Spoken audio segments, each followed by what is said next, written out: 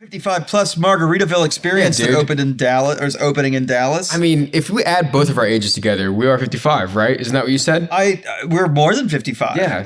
So I think we're in qualified. Our 60s. I want to live there. I want to live in that Jimmy Buffett. What's that? What was that thing again? 55. It's a 55 plus community. Sorry, vermouth got in my eye. So, dude, come on, man. I mean, you know me. Like deep down inside, I'm 55 years old. Right. Yeah, I mean, why does 55 plus? Like, what is it about yacht rock, margaritas, and parrots that makes you think that people in their 20s, 30s, and 40s don't want to be in on that? Exactly. Especially people that like rum in their 20s and 30s and teens. What? Can't all be Florida. Just kidding. I mean, let's be real here. Hey, if you're not in the U.S., it's legal in parts of your teens. Lucky blokes. Did you know that over $5 trillion exchanges hands on a daily basis? That's an average of over $220 billion an hour. Now, how does this much money move every single day, and why does it move the way it does? Here on Drunkenomics, two bartenders who also happen to be students at the University of Nebraska Graduate School of Business are going to sit down and drink to the global economy and try and translate it into English. So sit back, relax, pour yourself a stiff one, and have a drink with us to the comedy that is the global economy. All right, guys, and welcome back to Drunkenomics, the drinking podcast with the economics problem. For the week in a row? Are we still counting? Seriously? I'm your more gracious host, James Goldwater, alongside me with less grace, but certainly not no grace, the effervescent Aaron Wong. I think there's no grace, man, but I appreciate you saying that there's some grace left, but I feel absolutely no grace whatsoever. That might just be the Manhattan in your hand. Also true. Also... Let's not leave out that possibility. Mm-hmm. So, welcome back to our presentation. It's been a wild week. Yeah. Speaking of wild, check us out on Facebook, Instagram, and Twitter. That's right. That's Elon Musk's company. Just kidding. Oh, gosh. I know. Just kidding. Sorry, I didn't mean to open up that. I didn't mean to open up that Pandora's box. I'm just saying. I know, but check we're us gonna out have to there talk about at that. Drunkenomical. I know, at Drunkenomical, DRUNKENOMICAL, not at ELONMUSK. Screw that. You probably already follow Elon Musk, whatever. Don't blame you. Why wouldn't you? He moves markets. He certainly does that. He's, well, we all know what I think. Yeah, and we all know what I think too. But I mean, it's, you announced that you're going to join the board of governors at Twitter or the board of directors at Twitter. Stock price shoots up. All of a sudden, all right, no, screw it. I'm done with that. I decide to not be on the board of Twitter, and then the stock price falls. I don't know. Maybe his brother traded a lot around it. I have no idea. Just me. I think so. So for me, with Elon, not trying to accuse Kimball of anything, but just saying. All I'm going to say is this: we definitely have a Twitter. You should check it out. It is at Drunkenomical, DRUNKENIMCAL. You're so close, man. I know. I just lose confidence at the end. It's like when I go out. It's like when you have too many Manhattans. Absolutely. You're really confident until the moment you aren't.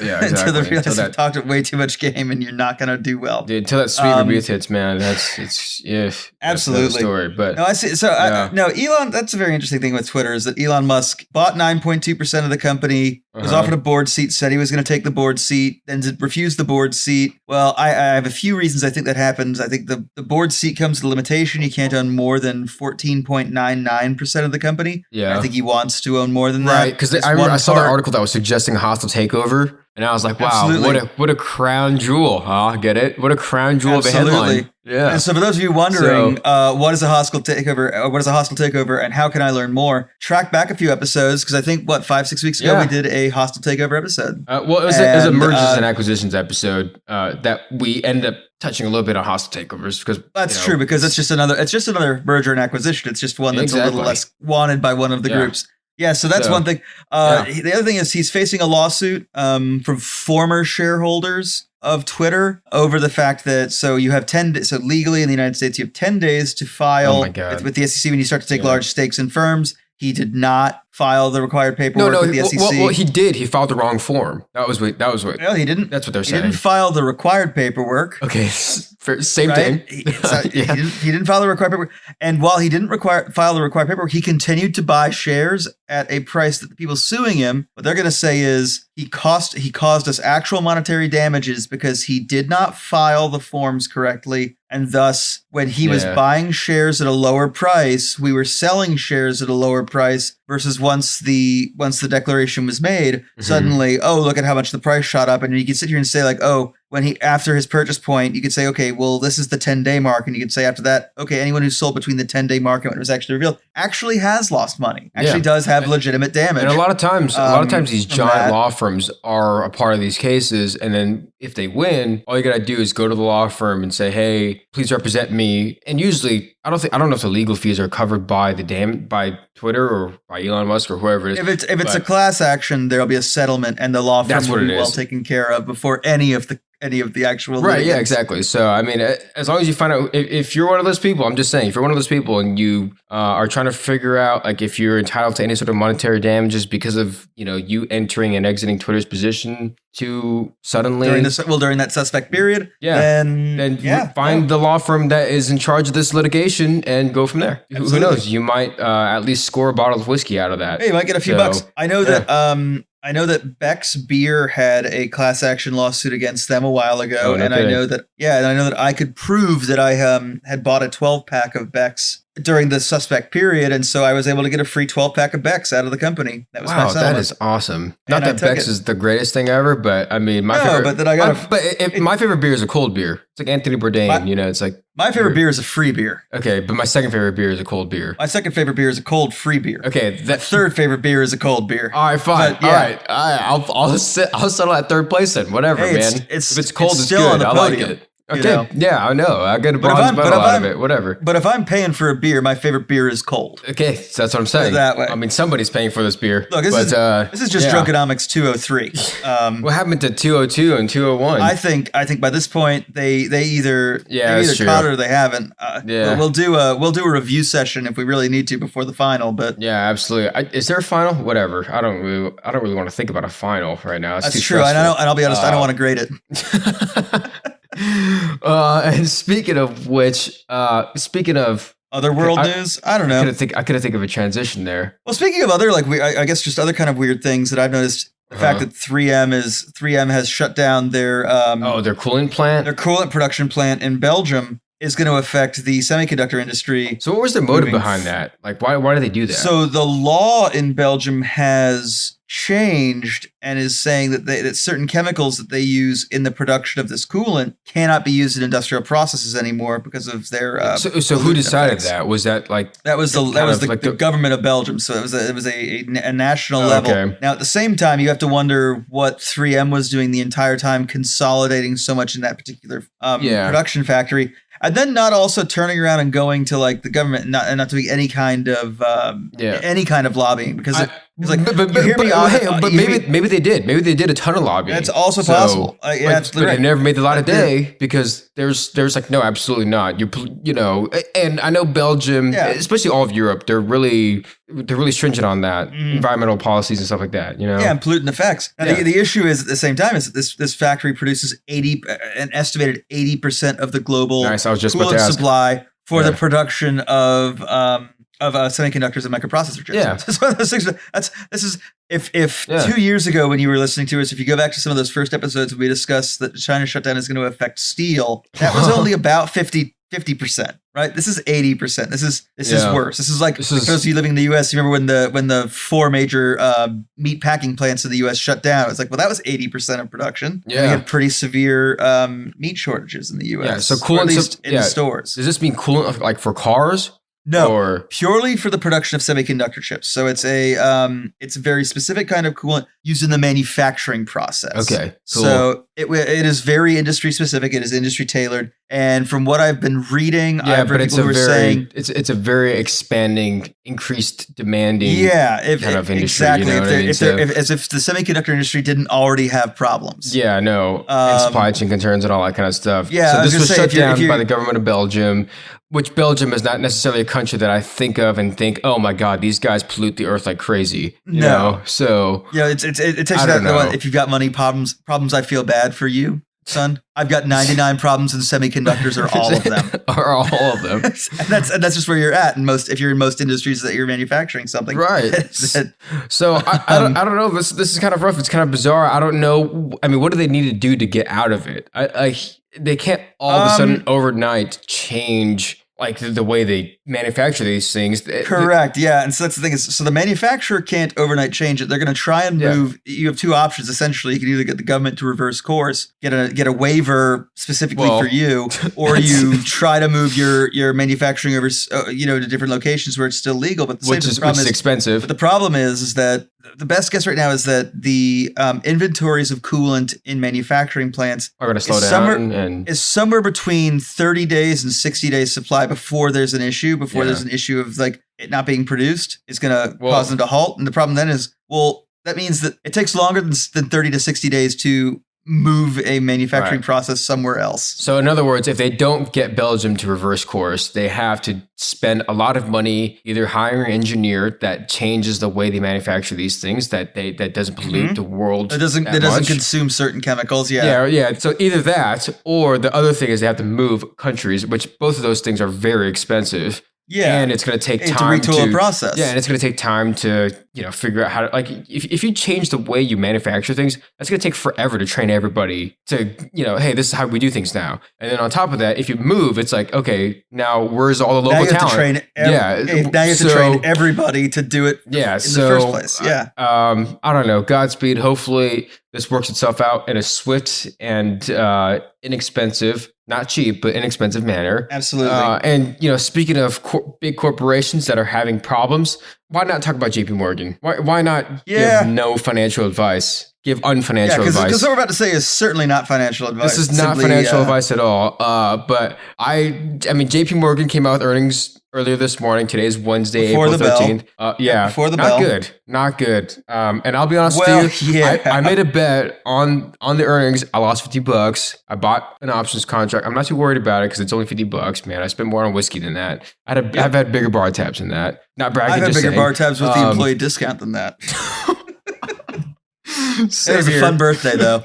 Yeah, it was a fun 9/11 for me. That's my birthday. For those of you wondering, Aaron's not a horrifying person. Thanks for getting my back. Reason. But yeah, basically, I don't get it. JP Morgan, I felt like everything that was wrong with them was priced in because their stock has taken a beating in the last, let's just say, 180 days.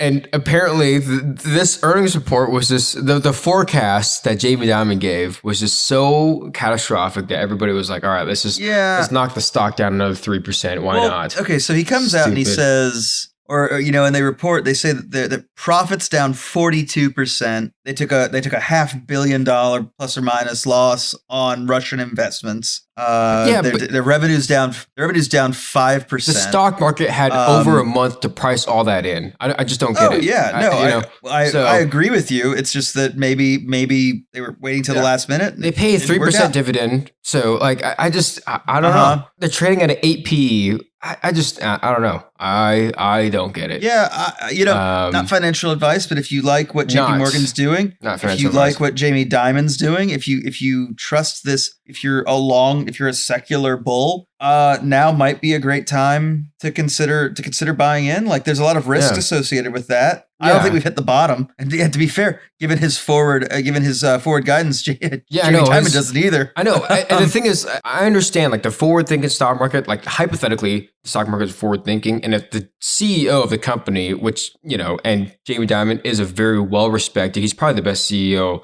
on Wall Street. If he says, "Hey, I don't think the next few quarters are going to be as good as our last few quarters," obviously the stock's going to take a beating, and it's a well-justified beating. And if everybody else, the entire street, or not the entire street, but if everybody thinks that there's a recession coming, generally speaking, you get a recession. Yeah, generally speaking, it's animal spirits, right? Which we'll talk a little bit more about. But Jamie Dimon said, "All right, I think our next few quarters aren't going to be as good." To be honest with you, and he's a lot smarter than I am, so I'm not going to dispute anything he's saying, but I don't know.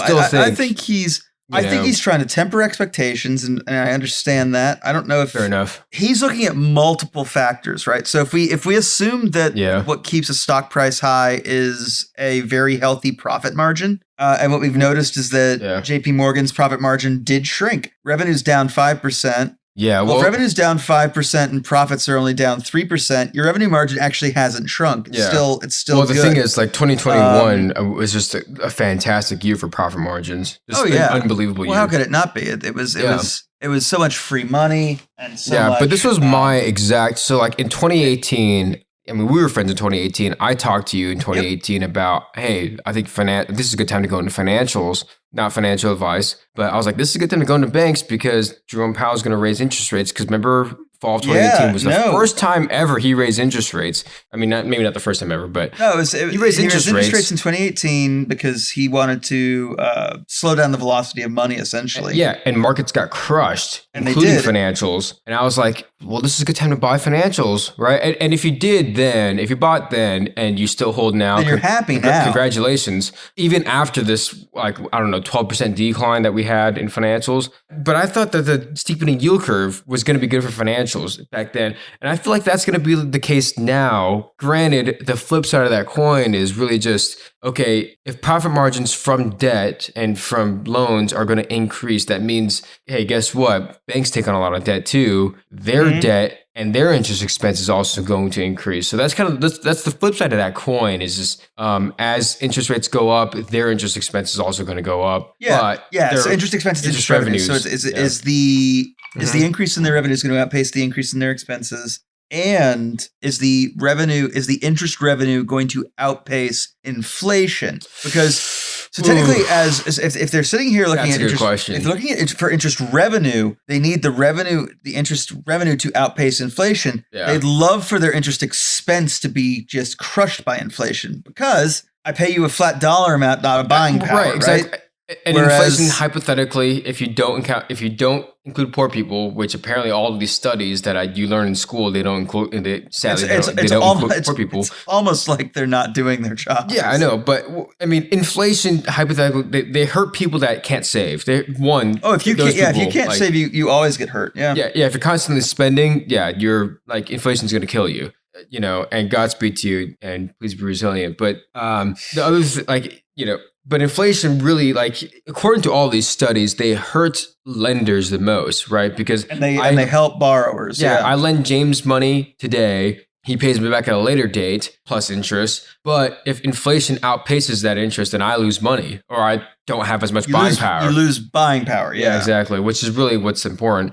That's kind of the theory behind that. But my thesis now, if you must know, is I think everybody's saying that the demand for borrowing is going to go down. And to be honest with you, I do agree with that, but I don't agree with that for the rest of this year because I think interest rates are only going to go up in 2023 as well, not just in 2022. Oh, I agree about interest rates. I think you'll see people continuing to borrow. It's part of one of the reasons I'm upset with the Fed for the 25 basis points, because it's like it wasn't enough to startle the economy and people start to make decisions. Right. Instead, it's just going like people who can afford to are gonna keep borrowing, and they're gonna borrow more now to try and borrow That's exactly what I'm saying. So right? I think because everybody knows that a year from now, 6 months from now, a month from now, if you borrow then, your interest expense is going to go up. So that's going to drive demand now. And I think the next cycle, right? So after May, once they do lift interest rates in May, in June, they're going to lift interest rates again. And then in August, they're going to lift interest rates again. And I think because of those factors,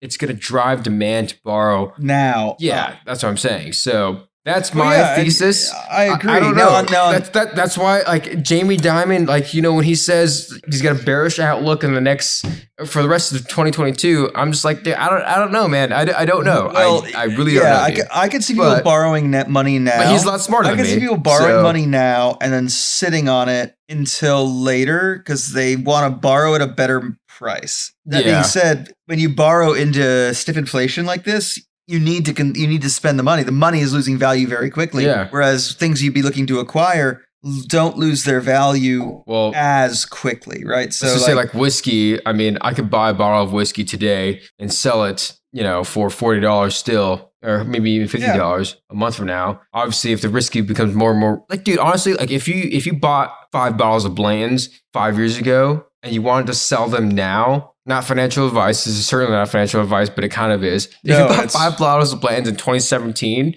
and you wanted to sell those 5 bottles of Blanton's now, I guarantee you would make your money back plus buying power plus inflation, whatever it is. Mm-hmm. And I'll have you know that investing in liquor, investing in scotch or investing in whiskey, just like investing in wine, to me is despicable. I can't stand. I hate that people do it. It's meant to be drunk. Yes, dude. I hate that so much, but honestly, I also have to kind of. I also have to admire that. Understand? I know. Like I have to just buy and enjoy. That's like it. Yeah. It wasn't made for someone to buy and hold. It's one of the greatest lines I heard on one of the British panel shows I watched a long time ago was it was a toy collector wearing gloves and discussing how most of his toys are still in the box, and it was a British comedian. Yeah. Jimmy Vegas looking at just going, toys meant to be played with. Like toys meant to be played with. Liquor's meant to be drunk. Food's meant to be eaten.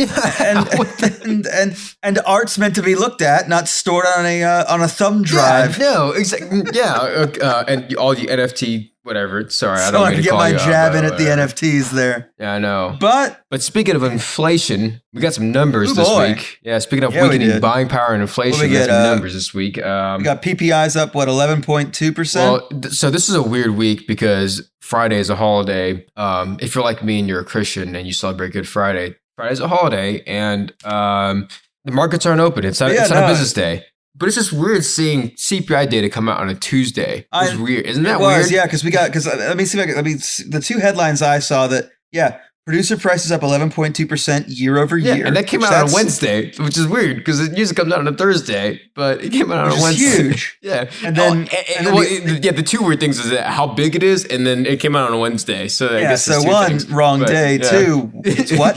Or I'd rather actually what it is why are you telling me this today? And then you stop and you go, wait, what? But 11.2% on PPI. So before the consumer gets it, the prices are up more than 10% for the producer. What does this do to profit margins? And if it doesn't do anything to profit margins, what is the pass-through prices? Well, where does that go? So right here. So what should that do to profit margins? It should slim profit margins. But if you don't see slim profit margins, well, it hasn't. So what we've seen is, so I can tell you is, if producer prices go up and consumer prices go up, right? So what they then bill you go up, but the profit margin does not increase. What I can say is, so what happened? They have passed 100% of the new costs on to you. Oh. The company is not making any more profit. Wow, really?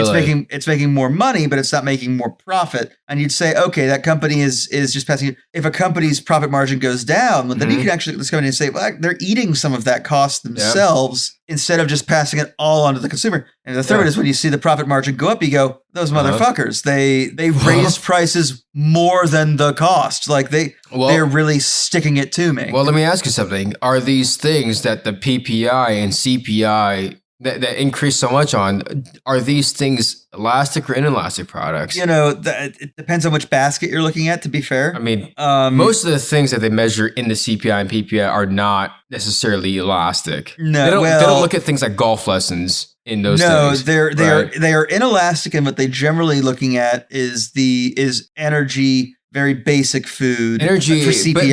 But energy isn't elastic. No, it's not. If energy prices soar, if energy prices just shoot up, it's like, well, too bad. You got to pay for it. Yeah, because you have to get in your car and you have to drive and you have to turn on your stove and you have to turn on your microwave. What I'll say is, if they're elastic, they are very sticky elastic. Yeah, in many cases. To me, if it's sticky elastic, why don't you just call it inelastic, right? Because because things that are elastic are things like You'll be fine without them. Well, right? when I say sticky elastic, what I really mean is that's a polite way of saying the corporation responsible is exceptionally greedy. It will use any excuse to make the price go up, and it will not respond to the fact that prices have gone down until well and truly after that fact. Anything that would drive the price up is responded to within 12 hours. Anything that would bring the price down is responded to within 12 months. Yeah, but the thing is, I think a lot of these things are I think a lot of what you're talking about revolves around the commodities markets. Oh yeah. Specifically, yes. The fact that spot prices are future prices,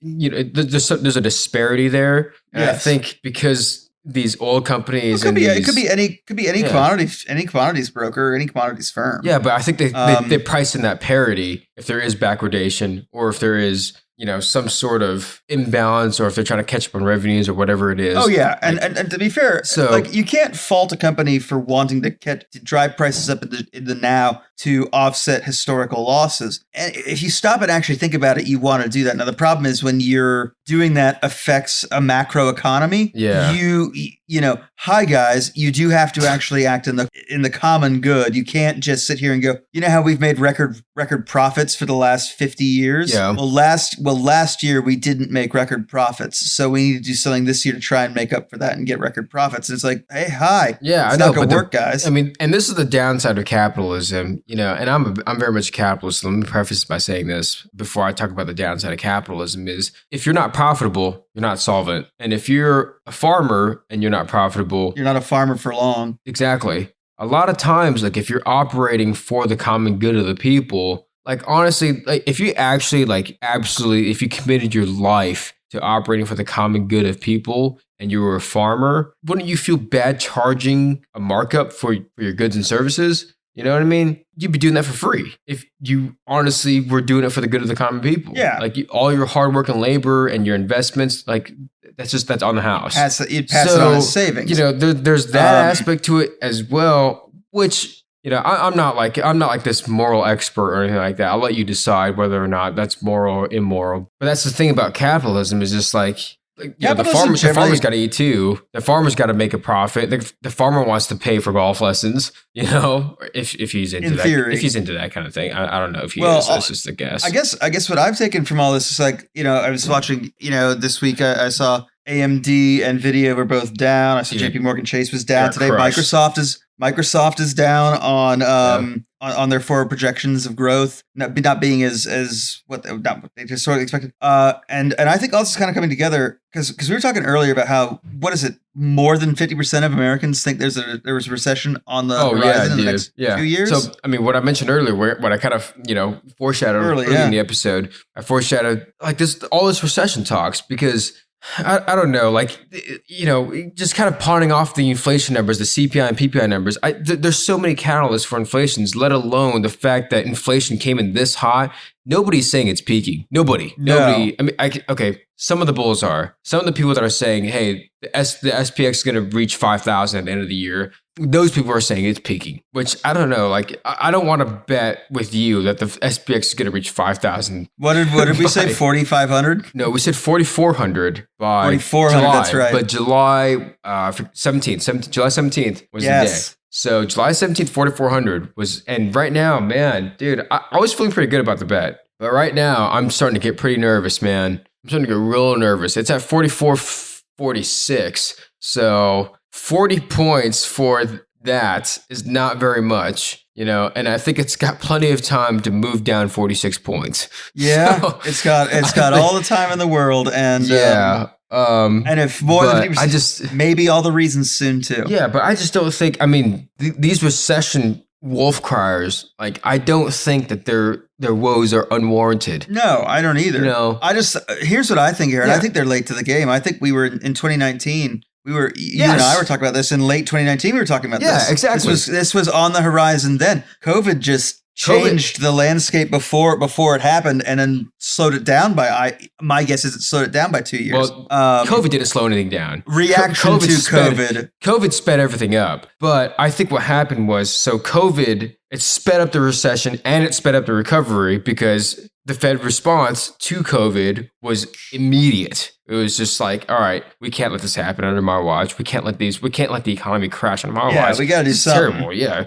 So liquidity in, we'll worry about it later. And so they solved that problem. Yeah, they solved that problem. Yeah, here we are. It's later. Is, all the issues that were going to lead to the recession that I think we were talking about then. I think that recession we had a different recession in between with COVID. But I think I think the recession we were discussing in 2019 is the one that might be just around the corner. And if so, then everything they did to deal with the COVID issues has made this next recession. It's gonna exaggerate that much more volatile. Yeah, it's that much more there you go, volatile. They threw fuel on the fire, right? Yeah. So Gosh, I hate that. I hate the word volatile right now because the VIX is as high as it is. But different story. Anyways, but I mean, so you used a really cool term. You used a term that I know I've used a few times in historical episodes. Oh, no. What was that term from the beginning of the episode that you used? What were you referencing? Oh, animal spirits? Absolutely. That's the one. Oh, man. I don't like that. When I hear the word animal, I think of the Pink Floyd album Animals. And I know it's hard to think about Pink Floyd right now, but... Is the Floyd pink? I don't know. I don't know. I just like Animals. This is a great album. And then when I think of animal spirits, I'm just like, for whatever reason, animal spirits always makes me think of Recession, and that's a negative thing. Whereas the album Animals is a very positive thing in my book. So it's to be fair, because the animal spirits can be positive too. It's just it all depends on what the animal spirit's spiriting. well said. I couldn't have said that any better. But the way I think about it is every time I think of the term animal spirits, I think of everybody's predicting a recession. And now we have, more than half of Americans think that there's going to be a recession in the next 24 months. When that happens, when collectively most people think there's going to be a recession, guess what happens? You generally get one. So, and it's not unwarranted because Wall Street Journal did a little study, a little survey, and they came to found that 28% of all economists on Wall Street think that there's going to be a recession in the next, I think, 12 months or 18 months or whatever it was? They said they expect it to start by summer 2023. Okay, fine. So I guess that's maybe 18 months. And then Depends on top part of that, the country you're in. Yeah, but on top of that, like Deutsche Bank.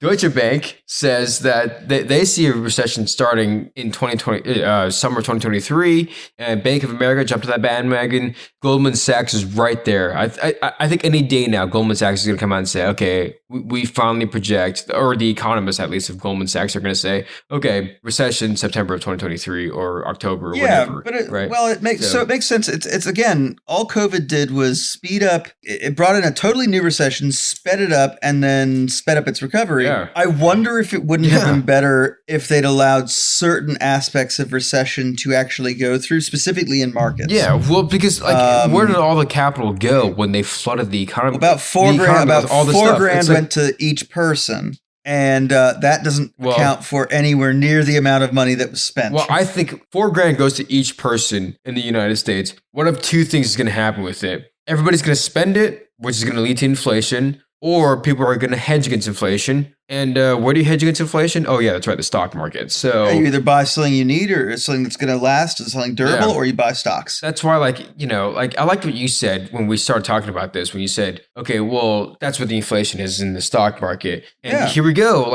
Inflation is here now. Inflation is on the ground floor and everything else now. It hasn't fully come out of the stock market. It's still there. I think what's happened is that, and I'll sit here and I'll opine and I'll say that for the last 20 to 30 years, wages in the United States have been kept artificially low. And because of that, suddenly you have people who are willing to quit, you have businesses that in order to make revenue, they need to have employees present to do something. And the employees are sitting here going, you've treated us like shit for 3 decades. Yeah. In the immortal words of Goodfellas, fuck you, pay me. Yeah. Well, and I'll be honest. Exactly. When more people have more money, boy, is there inflation real quick. Because that is the recipe for inflation. More people with more money. Yeah. I think everybody that took a year off because of COVID, they're all just like, you know what?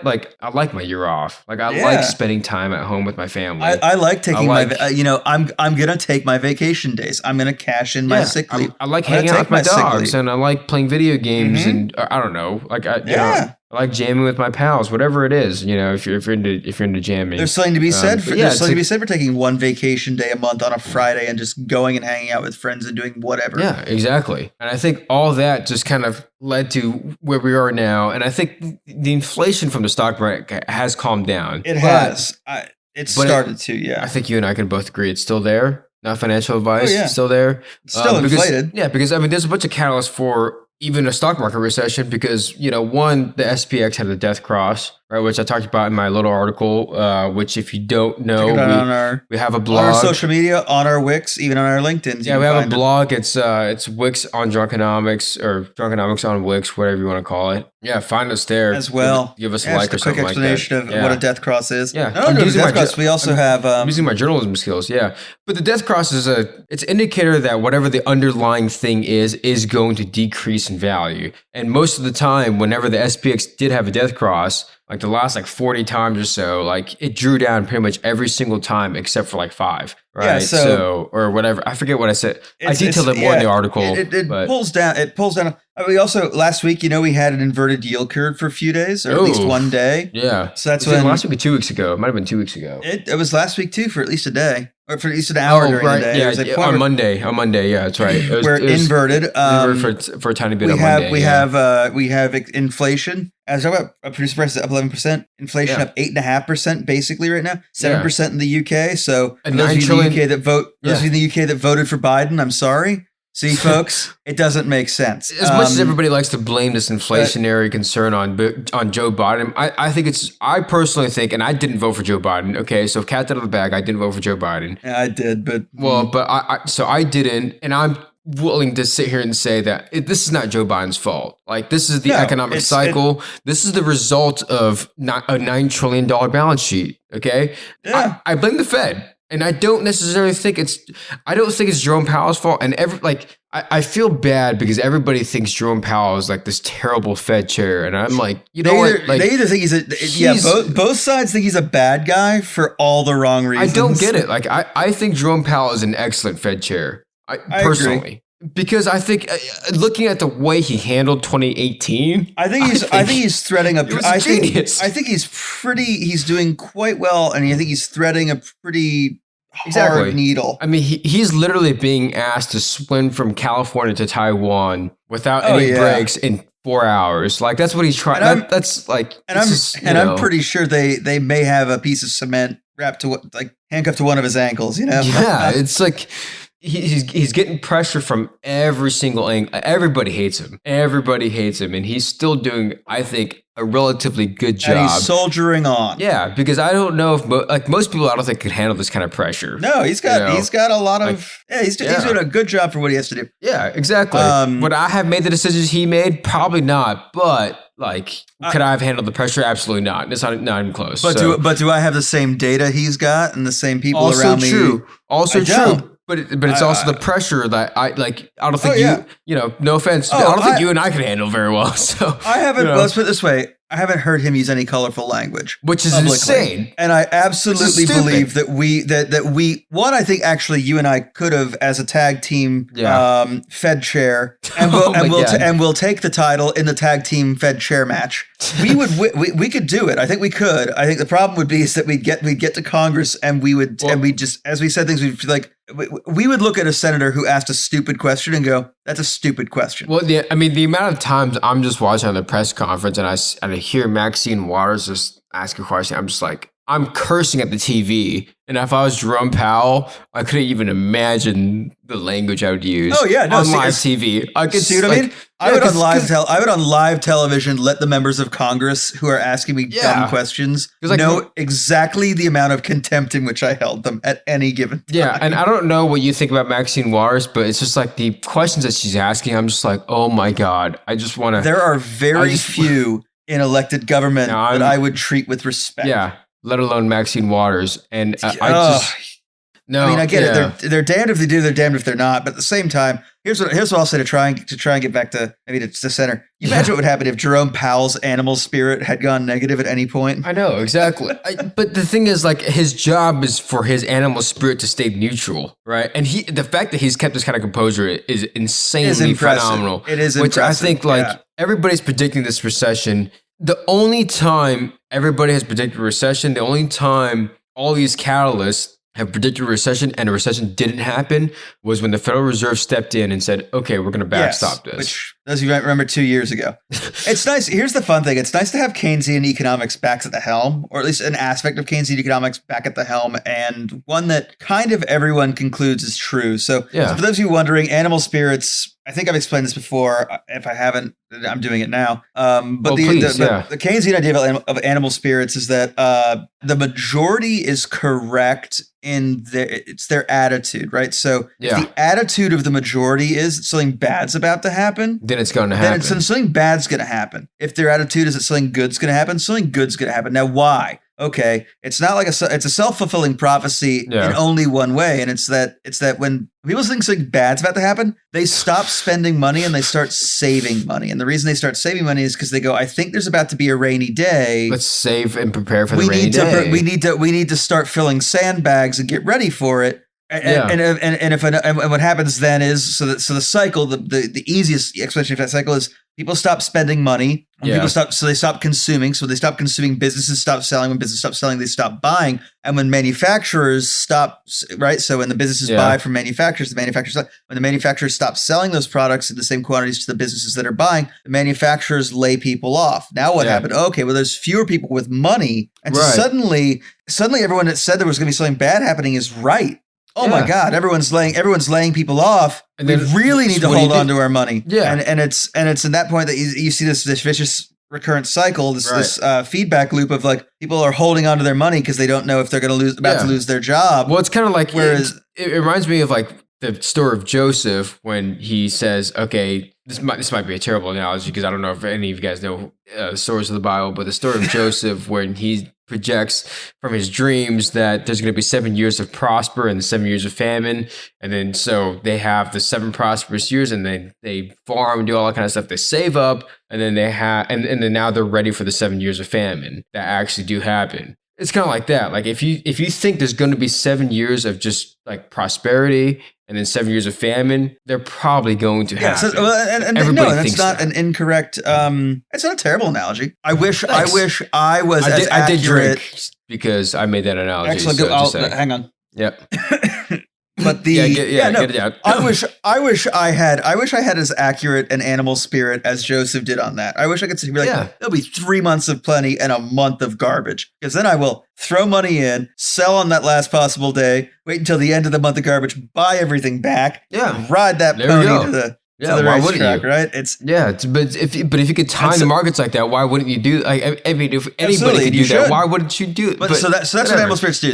But animal spirits aren't just negative, right? So at the same time, if the vast majority of people think the worst is over, there's light at the end of the tunnel, things are about to get better, they go out, they spend more money. Well, they spend more money, which means that businesses have to buy more products. Businesses buy more products, so factories have to make more products. Manufacturers have to hire more people and produce more things and sell more things. So they're producing more things and selling more things. So there's more things going out to places, and then people have more things to buy, but they also have jobs. There's more people with jobs now, so they can spend that money. It's kind of like the real estate market right now. But exactly. Except no one's building houses. Well, but different story. This is an example. Animal spirits. That's exactly what it is. It's like if everybody thinks there's going to be a recession, if everybody starts saving money all of a sudden, there's going to be a recession. Yeah. So if people stop, as we learned at the very beginning of COVID, when people stop spending money, the economy comes to a halt very quickly. Yeah. The weird thing is great, you saved money, but nobody else has any money. And when nobody else has any money, you don't generate any revenue. Exactly. So maybe that's actually the best thing is that 100 years kind of after Keynes proposed his animal spirits, we got to see just how accurate it was, albeit it was an external stimuli, not the spirits themselves. Although to be fair, it was spirits themselves initially in those first few months. Yeah, but I also think,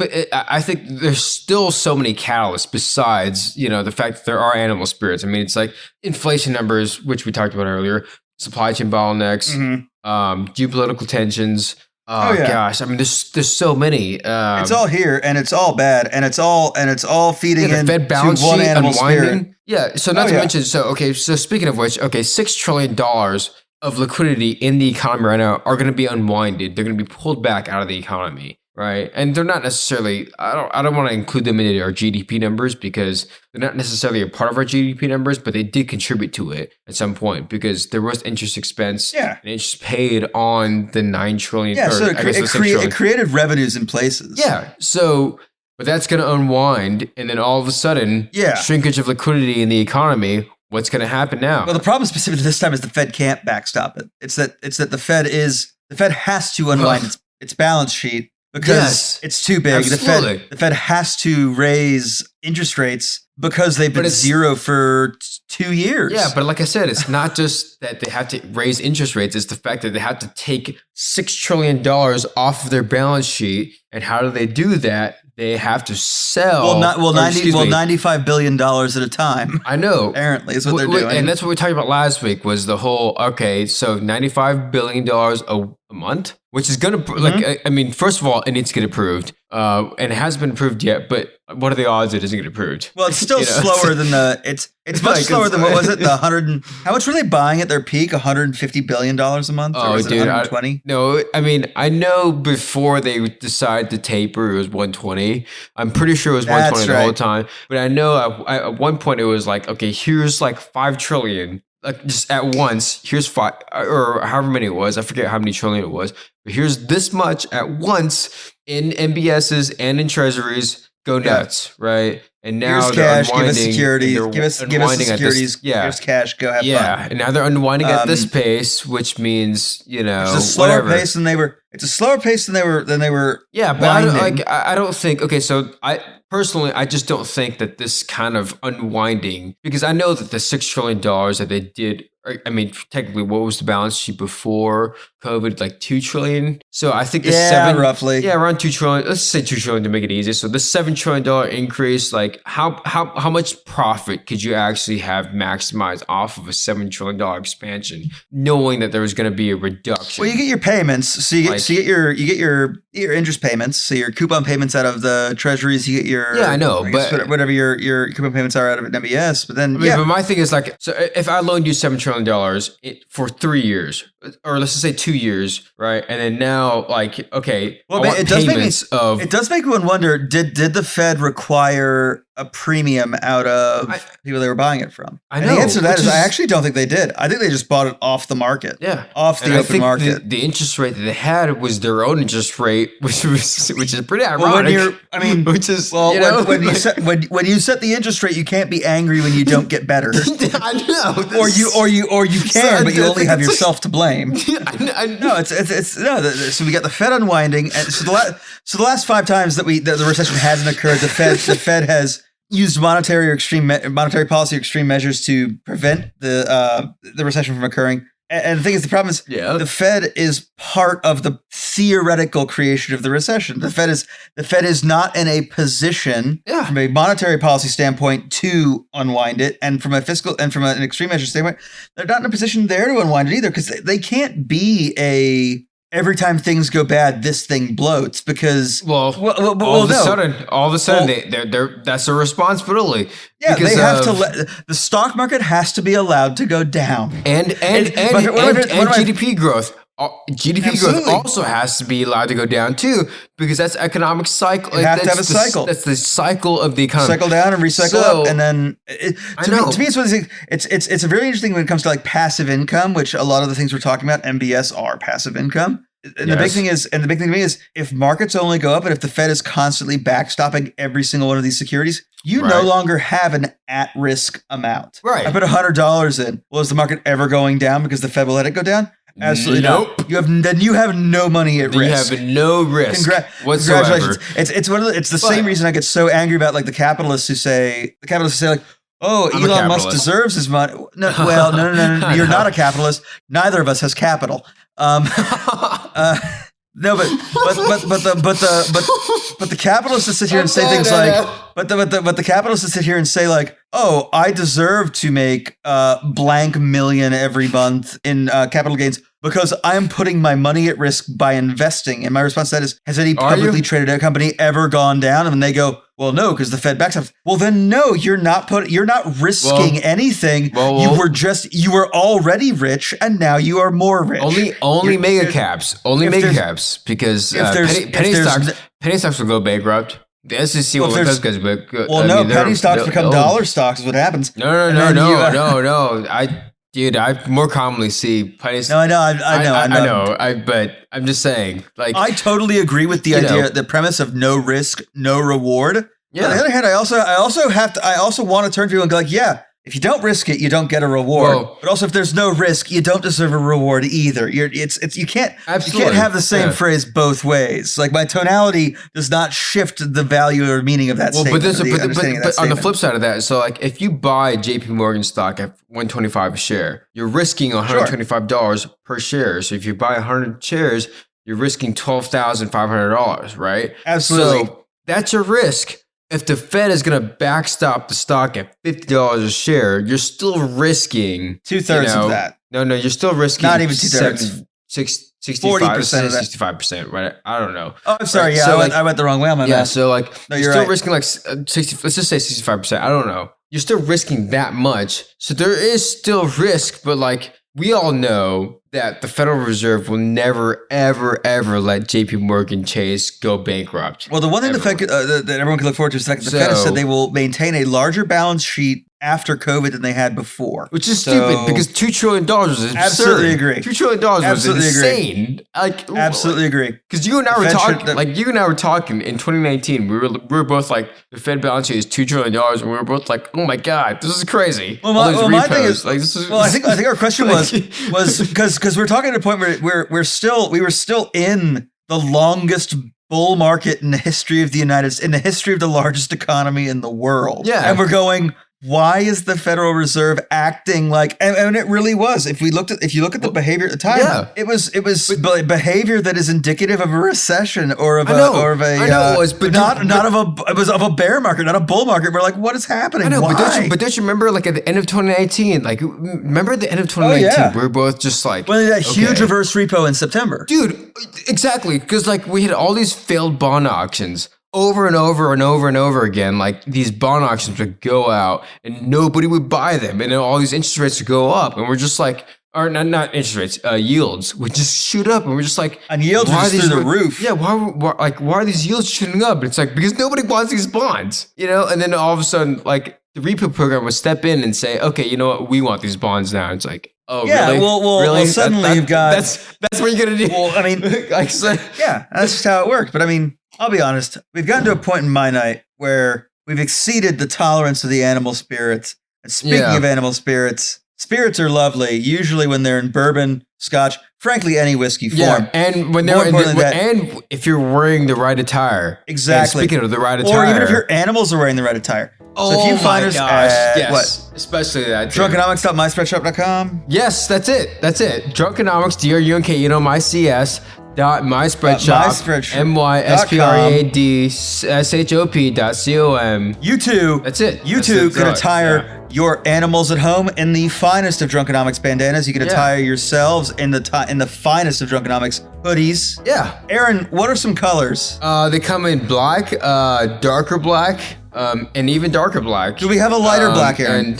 Yeah, we have a lighter black than the darker black. For the spring and fall days, I understand it's too hot when you're wearing dark black. Yeah, exactly. We also have dark black bandanas for dogs. We do. That's true. I've checked. Dogs. Some of the cool things is we do have we have water bottles and coffee mugs for you to smuggle spirits into your workplace or gymnasium. That we do. You know what? You can always if you put the gym beam in the water bottle, you can do gym at. You could have it. It could be at any place. Can be a gymnasium at that point. Yeah, dude. Gymnasium, man. You could have a gym at the gym. I'm sorry. I'm flexing right now. It's not a good look. Glad you can't see it. There is a travel mug. I strongly encourage you not to put liquor into that if you're driving. Yes. But yeah, from there, you can also buy into Drunkenomics at www.patreon.com/Drunkenomics, DRUNKENOMICS. That's where you can, what do you call it? Well, I like to say you can help us keep our liquor cabinet stocked, and the lights on, the ice cold liquor cabinet stocked. Yeah. And trust me, everything we get out of the Patreon, I promise we pour right back into a glass and consume 100%. For your benefit. Yeah. And I know times are tough and recession's coming, apparently, according to animal spirits. Well, if your spirits believe it's not coming, then let's jump on the bandwagon. Let's find out. Jump on the bandwagon. Hashtag not my animal spirit. Yeah. And from there, feel free to join our Discord. Check out our blog. It's on Wix. Just Google search Drunkenomics at Wix or Wix at Drunkenomics, whatever it is. Look, we're doing our best. Yeah, we have a bunch of articles. They're all 2-minute reads. I'm telling you, these are all literally 2-minute reads. We try to make it that way. If it's a little bit longer and it's a little bit more cynical, it could be probably James. It could be a 4-minute read, whatever. But check us out there. And from there, the only thing I really want to say is just I hope you just continue to play chess, not checkers. Hope you don't brag, just say. I know sometimes it only gets worse. For me, it does, because I'm at that age now where it only gets worse. One of my favorite things is that everyone's like, "Oh, I hate Mondays," and my response to that is always, "Tuesday is usually worse." And so what I've started saying instead is, well, fuck it, stay drunkenomical. Cheers, my friend. Cheers.